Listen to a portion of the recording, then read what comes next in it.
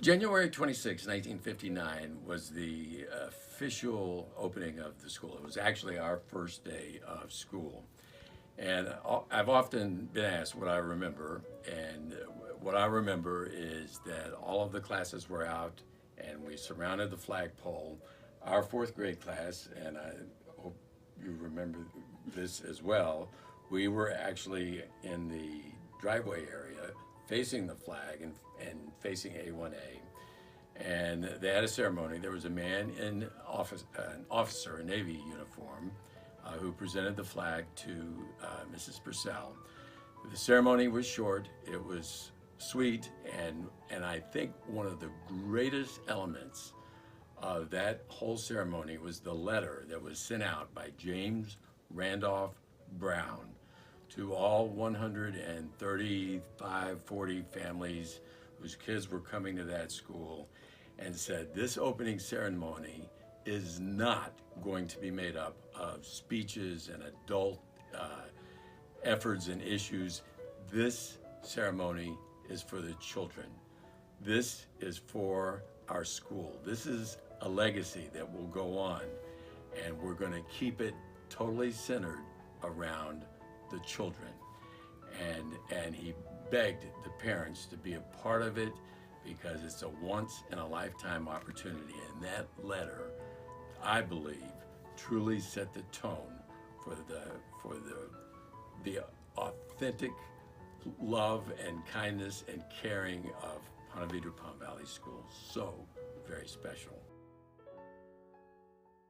I was here from 1986 to 1991 as principal, and it was a fabulous experience. They had just begun renovations of the old PV building.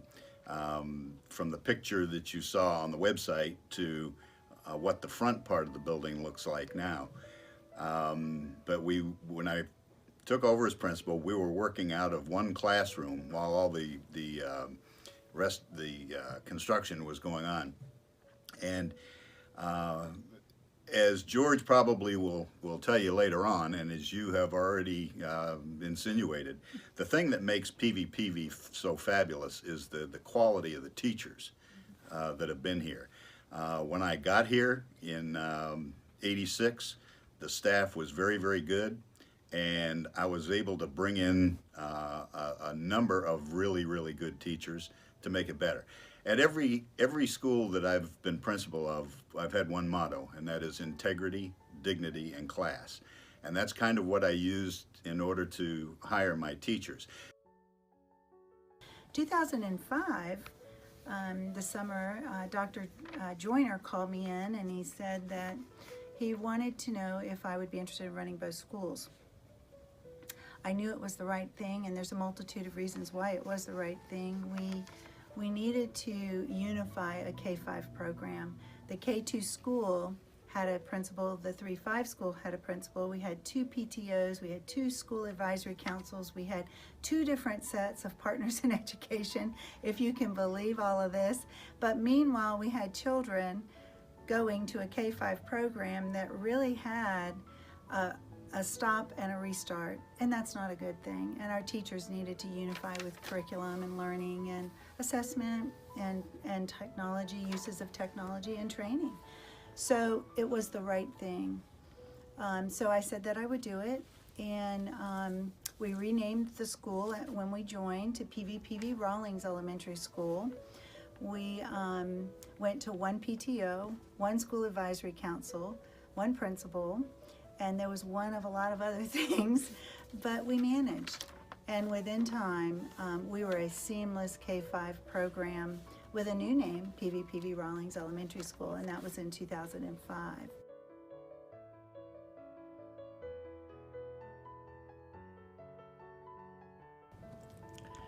What I love about our teachers is their dedication, their professionalism, their creativity, their love for their children. We're trying, and they try, to nurture the whole child, to teach them about service learning, being kind to others, being citizens of the world, in addition to the academics that are going to take them far in this world.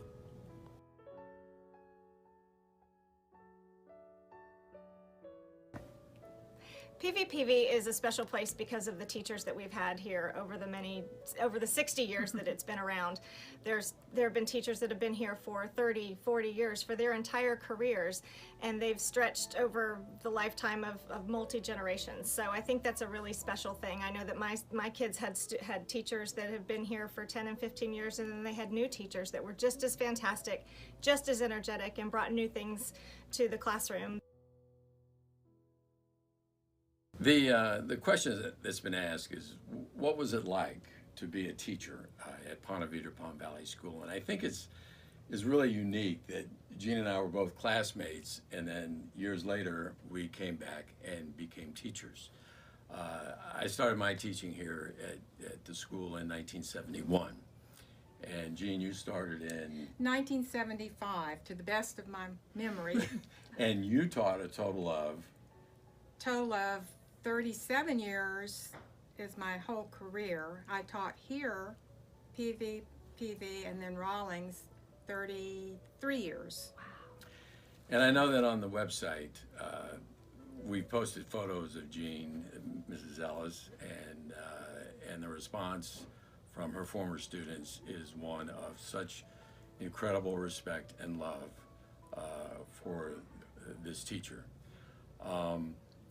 As I said, I started in '71, and I did basically the same things that Joe Caldwell, my teacher, did when I was in 7th and 8th grade. The first year I taught out of field, I taught science, I coached softball, I coached flag football, I coached basketball, same thing that Mr. Caldwell did. And I loved it. I loved my kids, and I was tough with my kids. But the one thing about it, regardless of, I kept them in the box, and if they stepped out of the box, it was run 2, walk 1.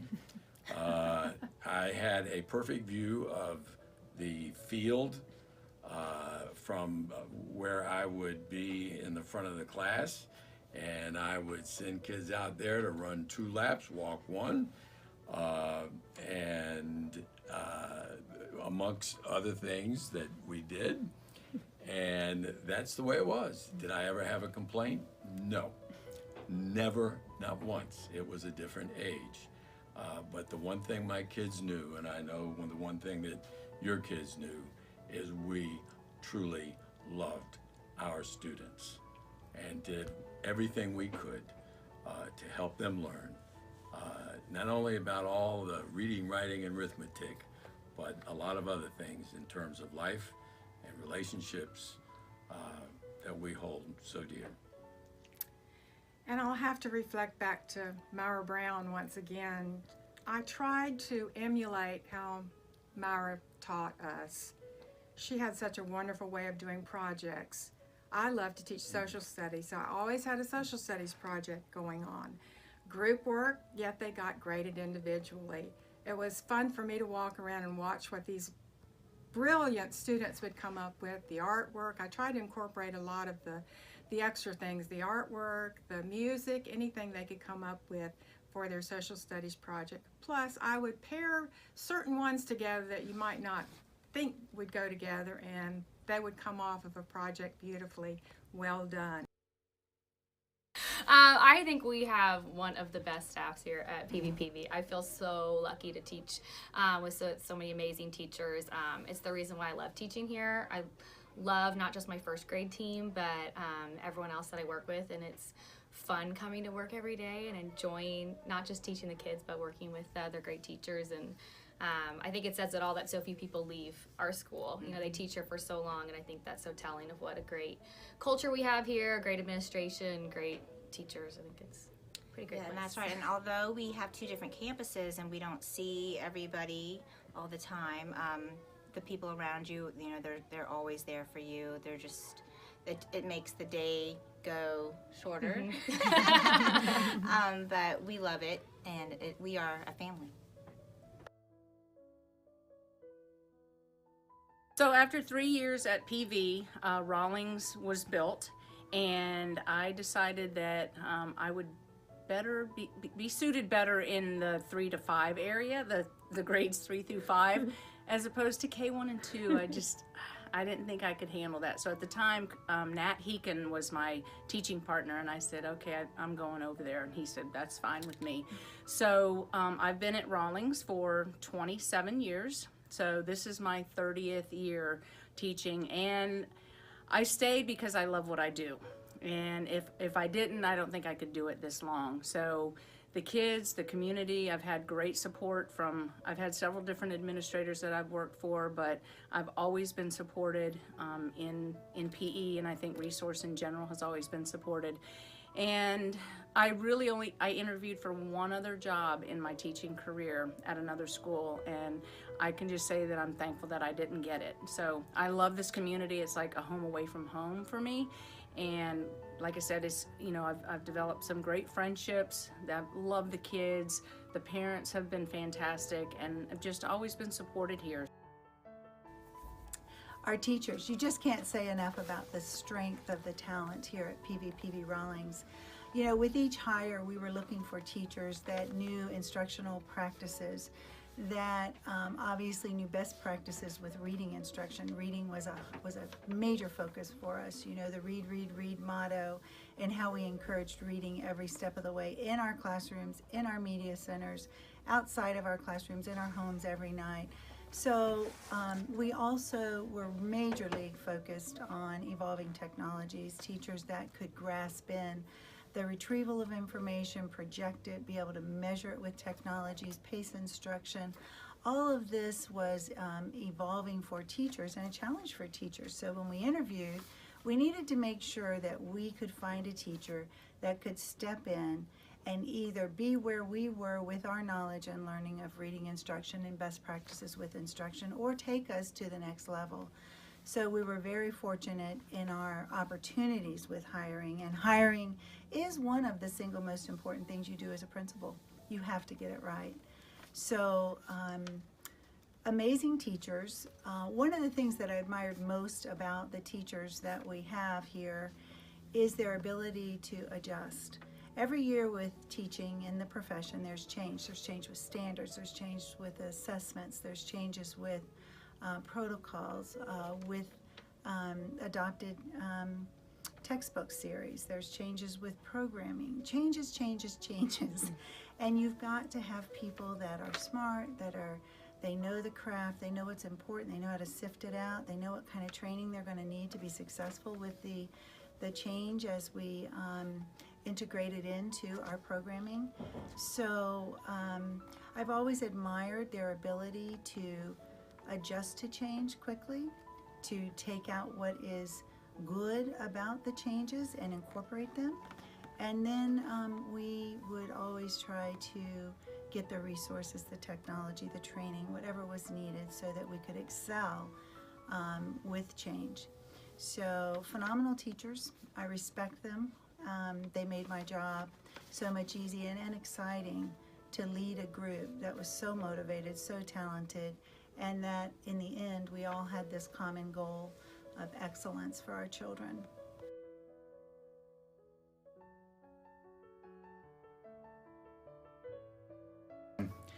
The school was such a neat place. It was small. There was so much community support. It was the only piece that tied all of the different community segments together. You had the boulevard, you had all the different country clubs, and the one thing that tied the whole community together was this school. And the articulation of the kids from Ponte Vedra and Palm Valley was a lot more harmonious than people would have thought, looking at the histories of both sub-communities. But the kids were great. The parents were fabulous. Probably the most supportive area. I lived here for 35 years and opened Nice High School, opened Landrum Middle School, rebuilt Ponte Vedra Elementary School, and I could never have asked for a more engaging and supportive community than the people here at PV. Fabulous, fabulous place. Come by, those teachers made it a point to truly know our families. They knew my siblings, and and they were so much a part of the school regarding the day that the school was opened in January of 1959. My mom was there. She took pictures. My dad, I don't honestly remember, but I'm sure he was. And, you know, it was truly a tight community, really 3 communities that came together and became a family. And that is Ponte Vedra, no, I'll put it in the right order. Palm Valley, Ponte Vedra, and South Jacksonville Beach. And today I'm friends with many of the people that were from South Jacksonville Beach, and many of them are here tonight. And I think George and I were talking on one of our frequent visits lately about how we all got along. Even though we were from different areas, we all got along, and we truly were brothers and sisters going to the same school. There was no difference, and our teachers didn't treat us differently. We were just one big family that got along well together. We all had school in our hearts and in our minds, and I think that kind of had a lot to do with our attitudes towards students that we taught. You know, we're in it together.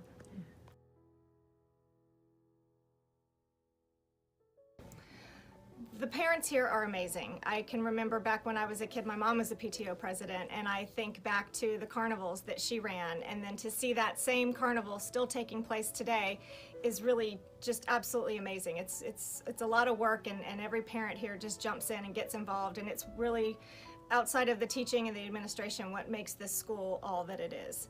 You have to have a big team behind the parents and behind the administration, and we definitely have that here. We talked about what a great community we had and what a great staff we had, and the staff didn't include just the teachers. You know, the custodians, the bus drivers, the cafeteria people. It doesn't matter what job a person had in the school, if everybody's doing their job and doing it well and showing a love for kids. That's what permeates the entire facility, and that's what we had then. Everybody loved kids and did their job well. And I think one of the greatest responses we've had on our website regarding support staff has been the response from former students on bus drivers. The bus drivers that drove each and every day, kids, and going around the Ponte Vedra circle and missing a tree by 1/2 inch. The cafeteria staff led by Pearl Muir, an incredible group of ladies that took their job so seriously. And if you know Pearl Muir, then you know all about cornbread, because she made cornbread from the basic mix, her recipe, and we all knew about Pearl Muir's cornbread. So parents, from my perspective, you all have been nothing but extremely supportive of this school, extremely supportive of our teachers. You support your children's education. You're their advocate. You're involved. You're concerned. You're committed. You get an A+. What I do want to say about our parent community and our PTO and our community at large, this school success is also hinged on that. You all, if I start with PTO, the applause could not be loud enough. I could not stand tall enough to thank you, and along with the teachers, for all that you do for this school. How you all amass and raise so much money to support our school improvement goals. And school improvement goals range from what we need in our classroom, to improving technologies, to our arts program, our resource programming, to our media center, which is the information hub of a school. Media center must have extensive text at all levels, at all interests, and this all costs a lot of money. So to PTO, you really do allow us to achieve those school improvement goals a lot more effectively and more efficiently. The other thing that we have besides PTO is we have the Ponte Vedra Education Foundation that's bringing in unique learning opportunities for our children that we could not afford to bring in. We also had the Readers Aloud program where seniors came in and read aloud to our children. Some of the research talks about how children who learn to love reading experienced a joyful, literate adult in their life that read to them. The other was the Ribault Garden Club ladies, who taught our children the education of gardening, the symbiotic relationships that are needed in gardens, and how to garden one day. So we had a well-rounded approach outside of, you know, all of our state and district mandates and all of the adopted texts that we were trying to cover in the standards and all the assessing that went on. We had our parents, our community, our foundation, all of these standing at our side, enriching our children with a well-rounded education.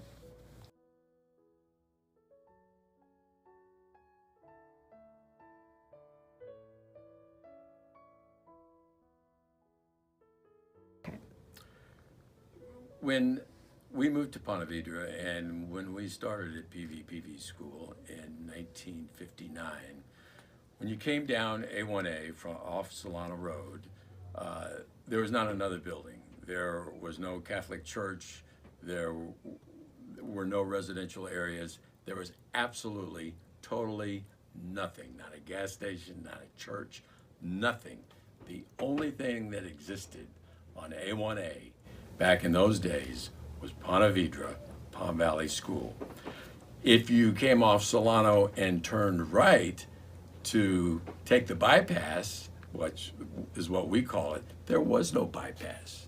If you wanted to go to Jacksonville Beach from Palm Valley, you had to drive through Ponte Vedra and either go down San Juan Drive or Ponte Vedra Boulevard. No bypass existed.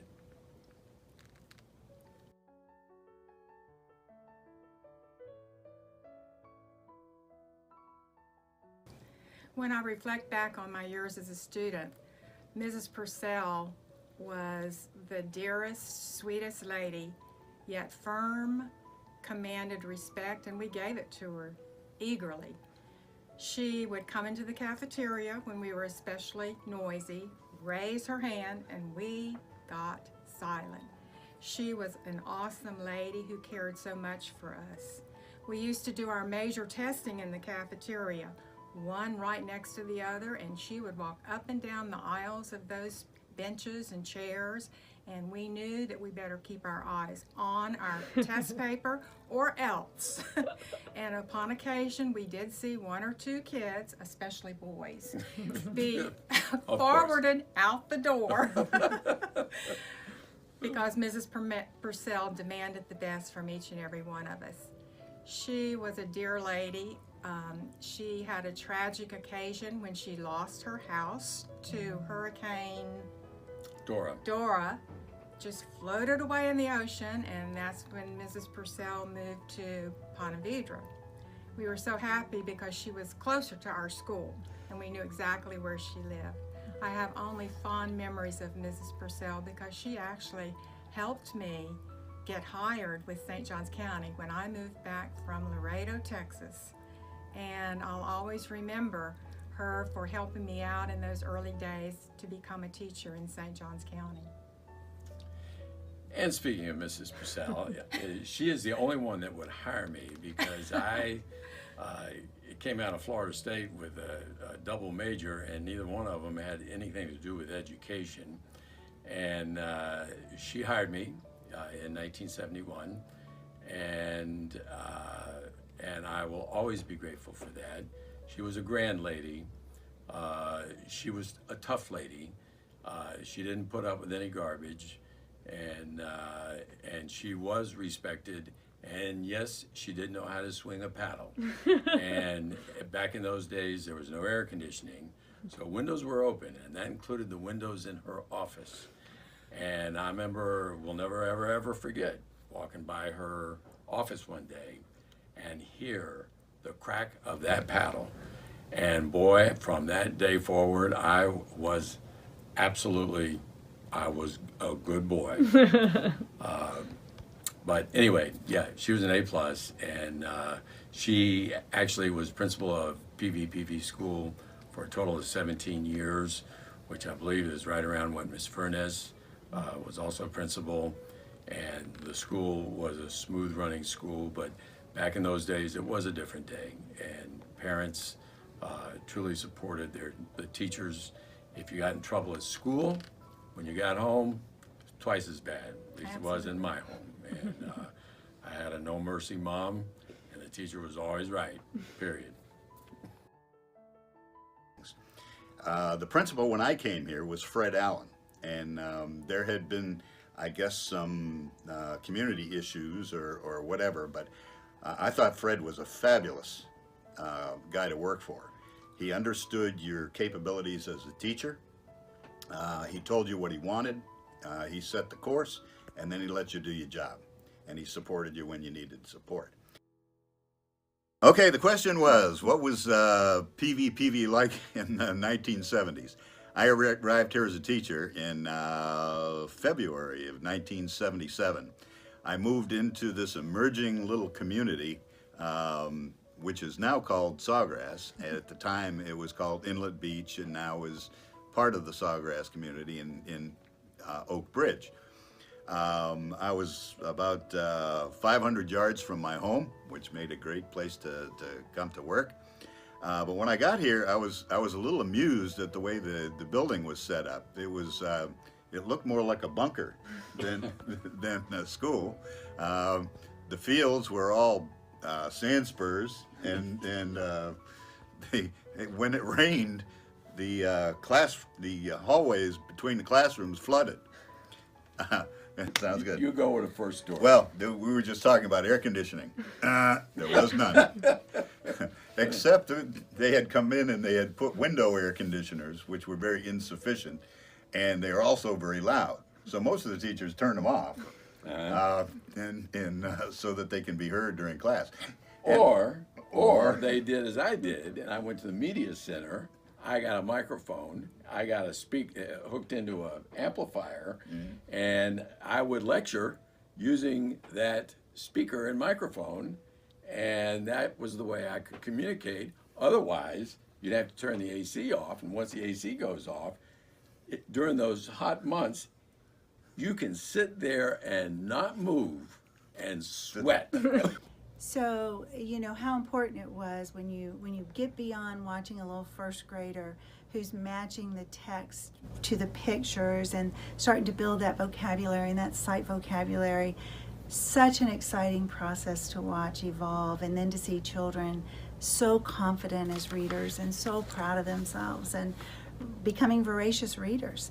That was our expectation for our K-2 students. And then it filtered into the 3rd through 5th grade programming as soon as not only we merged, I'm sure it was going on before, but we identified novels for every grade. We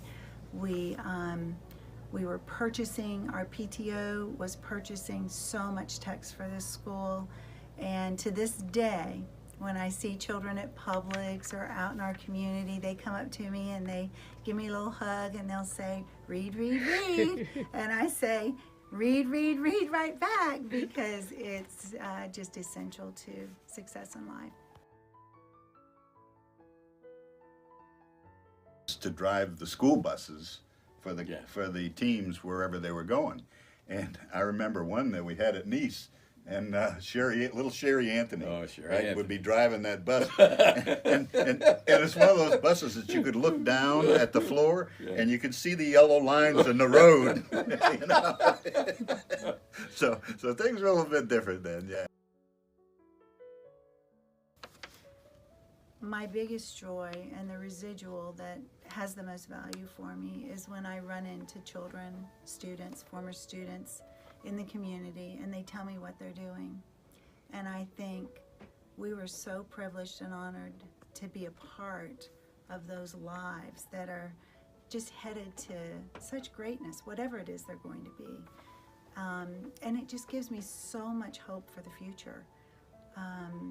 These kids and students are so impressive, and if you ever wonder about what the collective energy accomplished with our school in this community, talk to some of our former students and you'll know, because we are going to have some amazing things happen from those beautiful minds, and I feel very privileged to have been a part of it.